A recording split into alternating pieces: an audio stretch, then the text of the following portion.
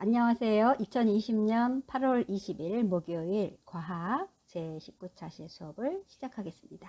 교재는 성인문의 교과서 중학과학 1입니다. 자, 과학 과목은 지난 4월부터 시작해서 대단원인 생명과 건강에서는 식물에 대해 또 동물에 대해서 학습을 했었고요.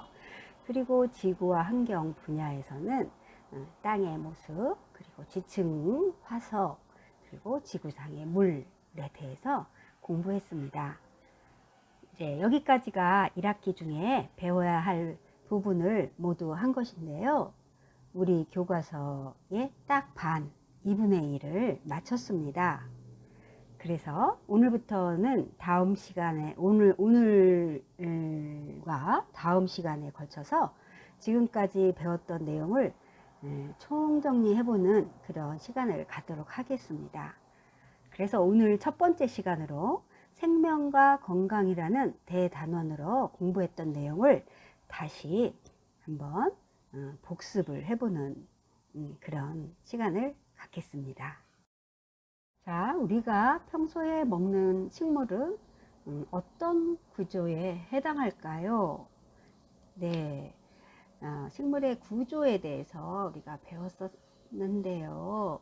네, 우리가 사람은 몸통이 있고 팔다리가 있고 머리가 있고 다리가 있고 이렇게 이런 것들로 구성되듯이 식물도 보통 뿌리, 줄기, 잎, 꽃 이런 걸로 구성되어 있습니다. 그런데 이 식물들의 그 생김새, 모습, 모양이 굉장히 다양하죠. 그래서 이런 기관들의 생김에 따라서 식물의 이름을 붙이는 경우가 있습니다. 그래서 사람같이 생긴, 사람처럼 생긴 인삼, 그리고 꽃의 모양이 꼭 나팔처럼 생겼다고 해서 나팔꽃, 그리고 열매의 모양이 쥐똥같이 생긴 쥐똥나무, 네, 이렇게 생김에 따라서 이름을 붙이기도 합니다. 그래서 식물의 구조를 살펴보면 식물은 크게 뿌리, 줄기, 잎, 꽃 등의 기관으로 이루어져 있습니다. 식물을 이루고 있는 구조는 생명 유지를 위한 다양한 기능을 한다. 이렇게 배웠고요. 자, 여기서 식물의 기관이란 뿌리, 줄기, 잎, 꽃, 열매 등 식물이 살아가는 데 필요한 역할을 하는 구조를 바로 식물의 기관이라고 말합니다. 그럼 각 구조의 기능에 대해서 한번 정리를 한번 해보겠습니다. 먼저 뿌리입니다. 뿌리는 식물이 쓰러지지 않도록 지지를 해주는 그런 기능이 있습니다. 그리고 물과 함께 양분을 흡수하는 기능, 그리고 그 양분을 저장하는 기능, 이런 기능들을 합니다. 그 다음 두 번째로 줄기가 있습니다.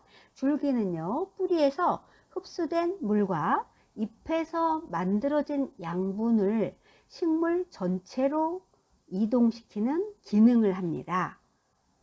그리고 또한 몸을 지탱하는 기능도 합니다. 그리고 세 번째로 잎입니다. 잎은 광합성을 통해 녹말을 만드는 기능을 합니다.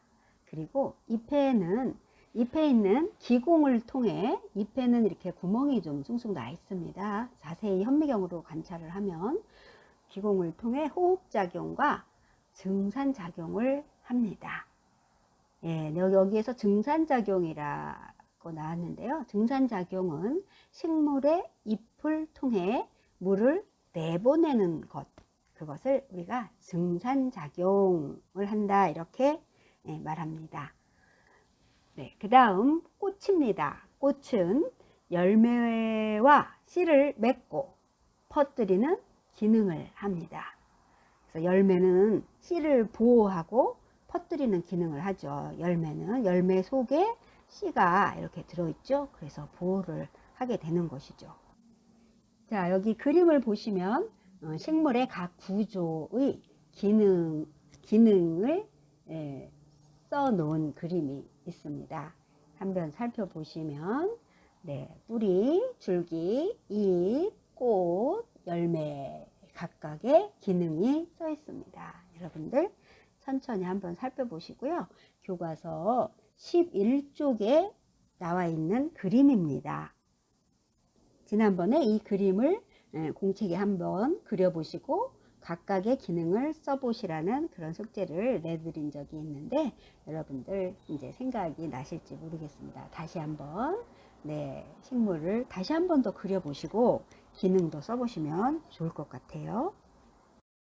자, 그 다음에는 식물을 분류하는데 어떻게 분류하는지 한번 보겠습니다. 식물의 분류 1번 식물은 종자, 즉 씨앗이죠. 종자로 번식하는 식물과 포자, 종자가 없는 그런 씨앗이 없는 그런 식물들이 있어요. 그것들은 포자라고 포자로 번식을 합니다. 포자로 번식하는 식물로 크게 나눌 수가 있습니다. 포자란 무엇이냐? 종자가 없는 식물이 번식을 위해서 만드는 것을 우리가 포자라고 합니다. 그 다음 2번 종자식물은 속시식물과 겉시식물로 나눈다. 또 씨앗이 있는 식물은 또 그 씨앗이 속에 있느냐 아니면 겉에 있느냐에 따라서 그렇게 두 가지로 나눈다. 이런 얘기죠. 그 다음 3번 또 속시식물은 씨방이 발달하여 종자가 씨방 속에 있습니다. 그 씨앗이 그 씨방 속에 잘 이렇게 보관이 되어 있다 이 소리고요. 그 다음 4번 겉시식물은 씨방이 없어서 종자가 겉으로 이렇게 노출되어 있습니다. 겉으로 이렇게 드러나 있다 이런 얘기죠. 이렇게 식물을 분류해 볼 수가 있겠죠. 자, 이 사진은 속시식물의 줄기를 이렇게 잘라본 그 단면의 모습이고요. 왼쪽에 보시면 쌍떡잎 식물, 오른쪽에 외떡잎 식물이 있습니다. 쌍떡잎은 이파리가 2개씩 떡잎에서 떡잎 때 2개가 나오고요. 외떡잎은 1개씩 나옵니다. 그래서 쌍떡잎 식물, 외떡잎 식물 이렇게 분류를 하고요. 그 다음 사진은요. 요것은 이제 소나무 같은 경우에는 그 씨가 없어서 씨방이 없어서 겉으로 이렇게 드러나 있습니다. 노출이라는 거는 이렇게 드러나 있다는 거거든요. 그래서 은행나무나 소나무나 잣나무 이런 게 이렇게 그 씨가 겉에 이렇게 드러나 있다 이런 그런 사진이 되겠습니다. 이렇게 해서 식물의 구조와 분류에 대해서 다시 한번 복습을 해 보았는데요. 다음 시간에는 식물의 강합성에 대해서 공부해 보겠습니다. 여러분 수고 많으셨습니다.